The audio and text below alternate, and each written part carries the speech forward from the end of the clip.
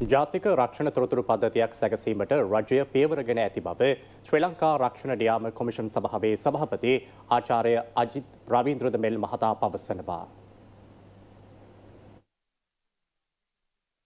ගිය වසරේ සිදු කළ කාර්යයන් සහ ඉදිරි ඉලක්ක පිළිබඳ දැනුවත් කිරීමේ මාධ්‍ය හමුවක් කොළඹදී පැවැත්වුණා.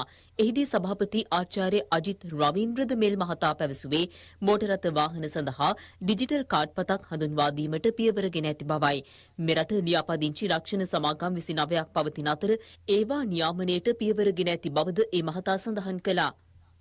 අපිට පුළුවන් නම් ඉන්ෂුරන්ස් මේක ලයිසන් එක ඩිජිටල් කරන්න එකම සිස්ටම් එකකින් පුළුවන් ඉස්සරහට ඔය තුනම වැලිඩ්ද නැද්ද කියලා බලන්න. එතෙන්ට තමයි ඉන්ඩස්ට්‍රි එක එන්නේ. රටක් විදියට එන්නේ ඉස්සරහට. දැන්ට අපි ඩිජිටල් ඉන්ෂුරන්ස් කාඩ් එක ඉන්ට්‍රොඩියුස් කරලා තියෙනවා. සිස්ටම් එක හදාගෙන යනවා. 20 අපිට ඒක ලංකාවට එලි දක්වන්න පුළුවන්. එතකොට ඉන්ෂුරන්ස් කාඩ් එකේ තියෙන ප්‍රශ්න ටික ඩිසිප්ලින් එක රටට එනවා. ඉන්ෂුරන්ස් කම්පැනි එකකින් පොලිසි එකක් මම කිව්වා ලංකාවේ විතරයි කියලා ණයට දෙන්නේ කාඩ් එක දින 60කට දෙනවා. හරිද? සමහරක් ඉන්ෂුරන්ස් පොලිසිස් තියෙනවා දින 60 ඇතුළත ගෙව්වේ නැති වුණොත් එක්ස්පයර් වෙනවා. හැබැයි පොලිසියට විදියක් නැහැ කාඩ් එක ඉෂුව කරාට පස්සේ කාඩ් එක වැලිඩ් නැද්ද කියලා බලන්න. දැන් ඩිජිටල් කාඩ් එක ආවට පස්සේ පොලිසියට පුළුවන් කෝල් කරන්න සෙන්ටර් එකට. එතකොට එතනින් එනවා මැසේජ් එක මේක වැලිඩ්ද නැද්ද කියලා.